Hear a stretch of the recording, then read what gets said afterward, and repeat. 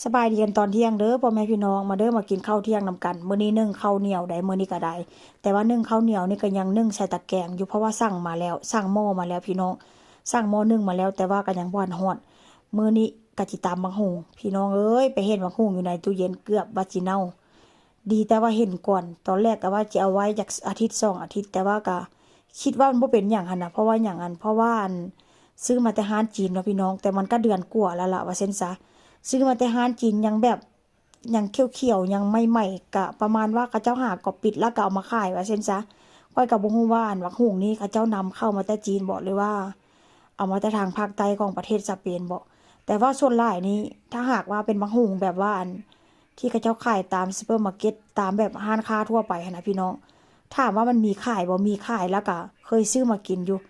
เคยซื้อมากินแต่ว่าก็ได้เก็บทิมเพราะอย่างมันขมมันบ่คือบักหุ่งบ้านเฮามันบ่คือบักหุ่งที่แบบว่าอัน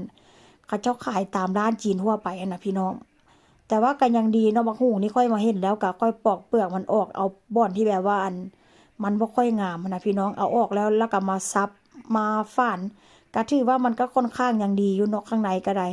ก็ถือว่ายังกรอบแล้วก็ยังเคี่ยวอยู่แต่ว่าก็ข้างนอกก็เริ่มแล้วล่ะ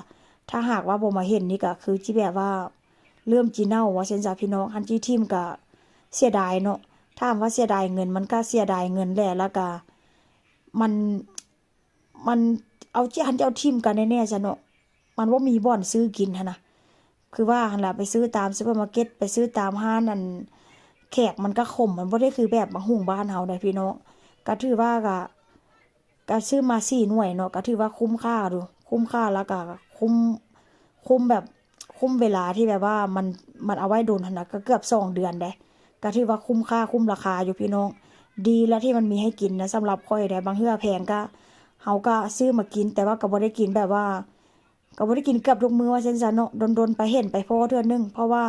ส่วนหลายไปนี่ก็บ่ได้พ้อได้ถ้าแบบว่าบ่โชคดีแท้ๆ หลังจากสับบักหุ่งแล้วก็จิมาทอดไข่ตีไข่พี่น้องมื้อนี้ก็จิทอดไข่ใส่กุ้งแล้วก็จิเอาหัวหอมใส่น้ำพี่น้องแล้วก็จิบ่ได้เอาใส่หยังหลายเลยเครื่องปรุงก็ได้ก็ใส่แค่ซีอิ๊วขาวมื้อนี้ลูกผัวก็จิกินน้ำกะจิเฮ็ดแบบรสชาติแบบบ่ได้จัดจ้านเด้อจักหน่อยว่าเซ็นซาเนาะมื้อนี้ก็จิทอดไข่ใส่หัวหอมใหญ่หรือว่าเซโบยาถ้าเป็นภาษาสเปนเนาะพี่น้องผัวก็ถามได้ผัวย่างเข้ามาถามผัวว่าเฮ็ดหยังว่าเสร็จทอดไข่